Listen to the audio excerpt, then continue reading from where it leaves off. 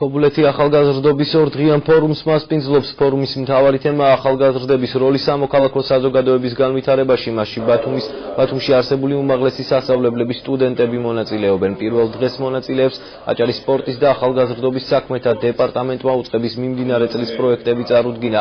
დღის მეორე ნახევარში კი ახალგაზრდებმა დემოკრატიის ინსტიტუტის წარმომადგენელთან და რადიო თავისუფლების ჟურნალისტთან ერთად დისკუსიის რეჟიმში ახალგაზრდობის აქტივობასა და საზოგადოებაში მათი როლის შესახებ იმსჯელეს.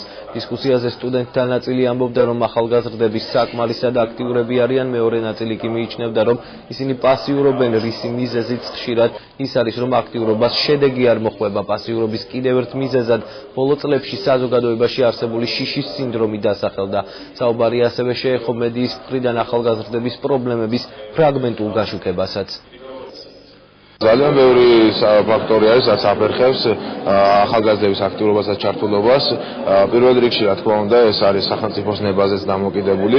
თუ სახელმწიფო არის დიქტატორული და ის ავტორიტარული არის და ის ყველანაირად ცდილობს გააჩეროს ახალგაზრდების აქტიურობა, რა თქმა უნდა, შეაფერხებს ამ ყველაფერს, მაგრამ ამ შემთხვევაში შემაფერხებელ ფაქტორი ეს არის სოციალური გარემო, რომელიც ქვეყანაში არის და ღმერთით დარწმუნებული ვარ, ძალიან მალე სოციალური გარემოს მოიხსნება, ახალგაზრდებს უფრო მეტი აქტიურობის საშუალება მიეცემა. დიდი ხანია მიმდინარეობს ეს დისკუსია დაახლოებით 2 საათს გასტანა და დავინახეთ, რომ ძალიან ბევრი საკითხი დააყენა სტუდენტებმა და ფიქრობენ, რომ ეს პრობლემაა.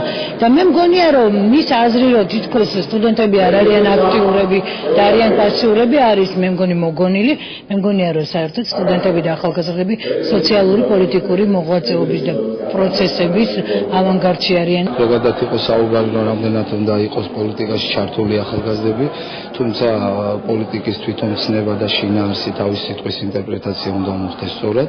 ეს არ უნდა ნიშნავდეს რომელიმე ერთი პარტიის მიმართულებით რაიმე წარმოდგენას, არამედ ზოგადად სტუდენტებმა უნდა შექმნან გარემო ქვეყნის პოლიტიკაში, საომავლო განვითარებაში და საზოგადოებრივი საქმიანობის შექმნაში. ამიტომ ეს ფორუმი არის მიძღვნილი სტუდენტ ახალგაზრდებისთვის, რომ შეიქმნას მათთვის კომუნიკაცია, მეტად ჩართულები იყვნენ, მეტად თავისუფლები იყვნენ.